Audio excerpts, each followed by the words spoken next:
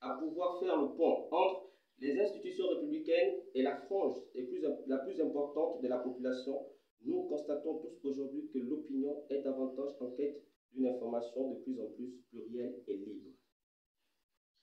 Nous parlons de la majorité écrasante des Gabonais vivant aujourd'hui dans le désespoir et la précarité, qui ont perdu confiance aux médias à capitaux publics, accusés de maquiller l'information, parfois un peu trop même. Bref, ils sont devenus pour le citoyen des simples outils de propagande du pouvoir.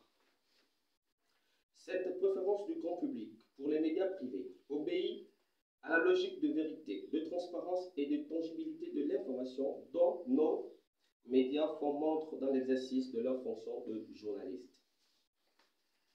C'est dire, mesdames, messieurs, que nous ne pouvons plus occulter ce rôle de premier plan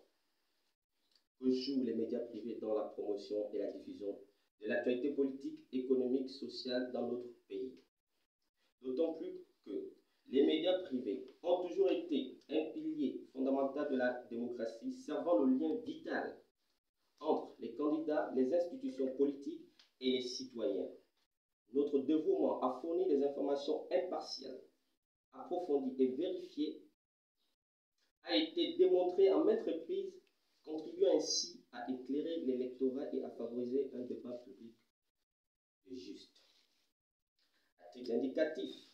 les médias privés ont notamment pesé de leur poids lors de la stratégie de riposte contre la COVID-19, et ce, dans le contexte difficile en dépit de la limitation de nos ressources.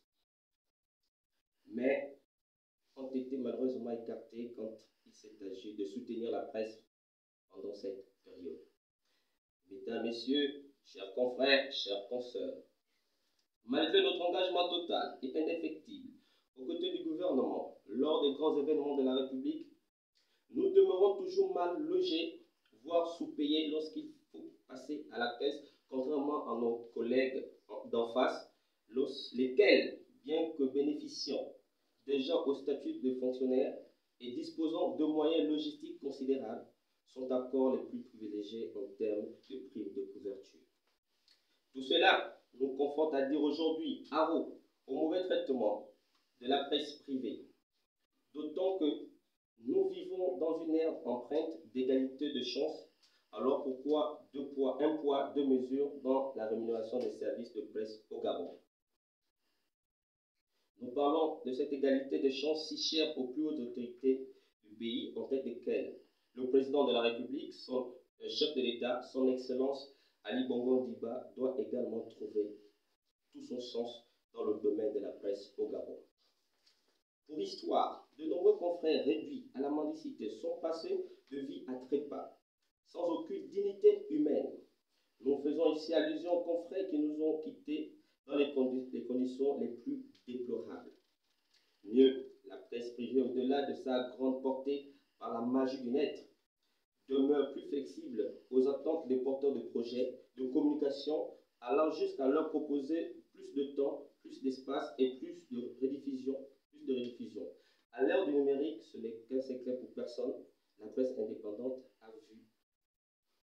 du vent en poupe, et nos audiences ont grimpé en quelques années si vite, alors que les médias traditionnels à capitaux publics n'intéressent plus personne ou presque personne dans nos familles respectives.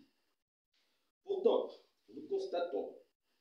toujours une sorte d'injustice autour des primes et autres frais accordés à la presse privée. Il y a récemment, la presse nationale et internationale a été conviée à la conférence de presse explicative du CGE sur les modifications apportées au code électoral pour une conférence de presse qui avait été programmée pour 14 heures. Nous sommes sortis de la forêt de l'ex-cité du 12 mars autour de 21 heures. Et s'il n'y avait pas eu la bonne volonté du secrétaire général adjoint de cette institution, nous aurions pu rejoindre nos domiciles respectifs à pied. Dans un tel contexte méprisant, et à un moment où notre pays s'apprête à organiser des élections générales, nous tirons l'attention des institutions de la République et des personnalités politiques, aussi bien de la majorité que de l'opposition, à améliorer leur traitement au profit de la presse privée et dans la plupart des cas, notamment en cette période où les institutions sont embarquées dans des opérations de marketing politique tout azimut. Pour ainsi dire, le niveau du bureau dont j'ai la charge de diriger, élu le 18 juin dernier à la suite d'une assemblée générale élective, interpelle les institutions et administrations de la République à qui il a adressé des lettres de demande d'audience, à bien vouloir le recevoir afin de partager notre vision pour l'événement d'une presse privée plus crédible et plus responsable au Gabon. C'est alors que nous interpellons aussi Monsieur le Premier ministre de bien vouloir nous accorder une audience afin que le nouveau bureau lui présente ses